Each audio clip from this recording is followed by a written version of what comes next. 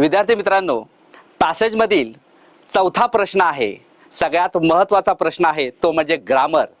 A4 आपण A1, A2, A3 हे तिन्ही प्रश्न बघितले. पॅसेजमध्ये एकूण 5 प्रश्न आहेत, त्यातील चौथा आणि महत्त्वाचा प्रश्न तो म्हणजे डू ॲज डायरेक्टेड. हा ग्रामर फॉर्म्स वरती आधारित असलेला प्रश्न आहे. 9वी पासून 12वी पर्यंत साधारणपणे 48 ते 50 ग्रामरचे प्रकार आहेत.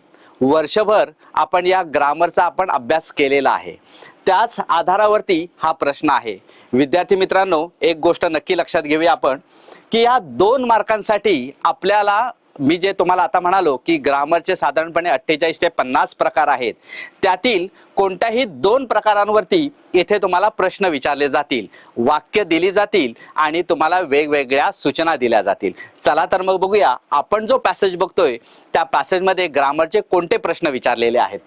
यामध्ये सगळ्यात पहिला प्रश्न विचारलेला आहे, doctor Abdul Kalam earn a degree. हे ग्रामरचं व्याकरणाचं वाक्य आहे आणि सूचना आपल्याला दिलेली आहे ॲड अ क्वेश्चन टॅग.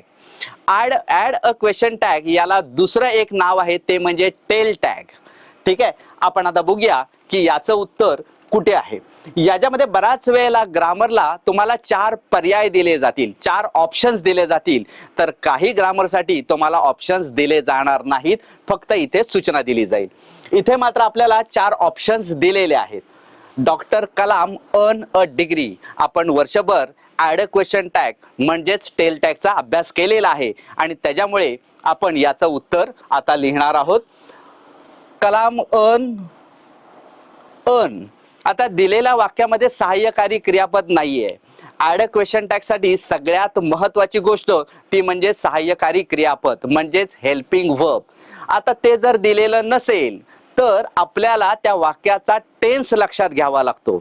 ते जर का वर्तमान काळात असेल तर डू घ्यावा लागतो, जे जर का भूतकाळामध्ये असेल तर डीड घ्यावा लागतो आणि जर का मुख्य क्रियापदाला एस किंवा ईएस प्रत्यय लागलेला असेल तर आपण डज घेतो. आणि त्याच्यामुळे दिलेल्या वाक्यामध्ये कुठेही सहाय्यकारी क्रियापद हेल्पिंग वर्ब नाही आणि म्हणून आपल्याला या वाक्यातील मुख्य क्रियापद आहे ते आपल्याला विचारात घ्यावं लागेल आणि ते आहे अर्न. आताच मी इथे अंडरलाईन केलेली आहे आणि त्याच्यामुळे आपल्याला देण्यात आलेले जे 4 पर्याय आहेत, 4 ऑप्शन्स आहेत, त्याच्यामध्ये भूतकाळ कोणता आहे तो आपल्याला बघावा लागेल. इथे इजंट आहे, इथे डोंट आहे, इथे डिडंट आहे आणि इथे वॉज आहे.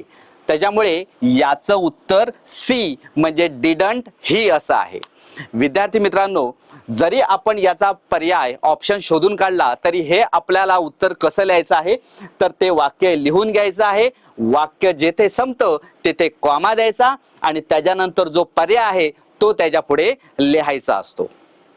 यानंतर A4 मध्ये म्हणजेच ग्रामर सेक्शन मध्ये दुसरं एक वाक्य आलेलं आहे, कलाम रोट सेव्हरल बुक्स. आताच मगाशी पॅसेज मध्ये आपण हे वाक्य बघितलेलं होतं. आता इथे सूचना देण्यात आलेली आहे, choose and write the correct tense. म्हणजे येथे आपल्याला देण्यात आलेल्या वाक्याचा टेन्स म्हणजेच काळ ओळखायचा आहे.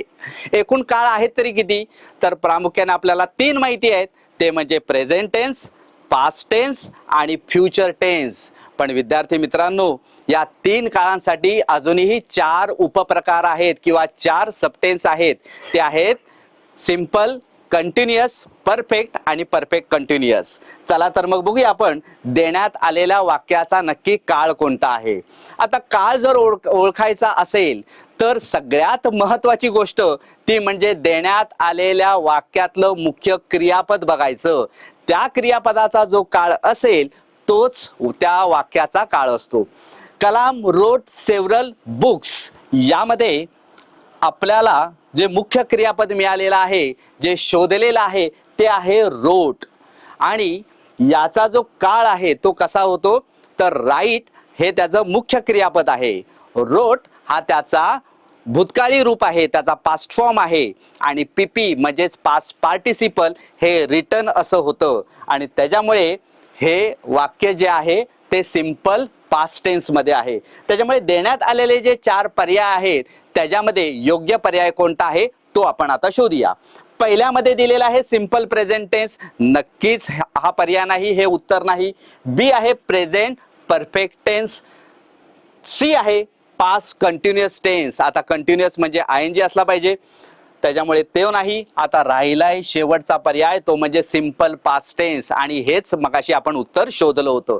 आणि त्याच्यामुळे कलाम रोट सेव्हरल बुक्स या वाक्याचा योग्य काळ आहे सिंपल पास्ट टेन्स. विद्यार्थी मित्रांनो, अशा प्रकारे जर आपण वर्षभर केलेला जे व्याकरण आणि आपण ग्रामर जे अभ्यासलेलं आहे त्याची जर आपण चांगल्या पद्धतीने जर रिव्हिजन केलेली असेल तर पॅसेजमधील A4 या प्रश्नाचं उत्तर आपल्याला व्यवस्थित लिहिता येईल. आणि त्याच्यामुळे ग्रामर सेक्शन्समध्ये 2 मार्कासाठी तुम्हाला 2 वेगवेगळी वाक्य दिली जातील, प्रत्येक किती 1-1 मार्कासाठी असतील. आपल्याला त्याचे पैकीच्या पैकी मार्क मिळवणं सहज शक्य आहे. विद्यार्थी मित्रांनो, पॅसेजमधील सगळ्यात महत्त्वाचा आणि शेवटचा प्रश्न आहे A5, त्यालाच म्हटलं जातं पर्सनल रिस्पॉन्स. विद्यार्थी मित्रांनो, या प्रश्नाचं उत्तर पॅसेजमध्ये अजिबात शोधायचं नाही, आपल्याला ते स्वतःला लिहायचं आहे. पर्सनल रिस्पॉन्स, स्वमत. आता हा प्रश्न एकूण 2 पद्धतीने विचारला जातो. अगदी सोपा आहे.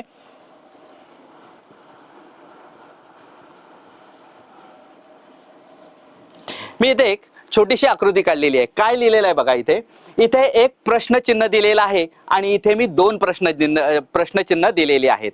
विद्यार्थी मित्रांनो, ज्या वेळेला तुम्ही पॅसेजचा A5 हा प्रश्न सोडवायला जाल त्यावेळेला तुम्हाला लक्षात घ्यावं लागेल की इथे किती प्रश्न विचारलेले आहेत. जर 1 प्रश्न विचारलेला असेल तर त्याचं उत्तर तुम्हाला 1 लिहायचं आहे, आणि जर का 2 प्रश्न विचारलेले असतील तर त्याची उत्तरं तुम्हाला 2 लिहायची आहेत.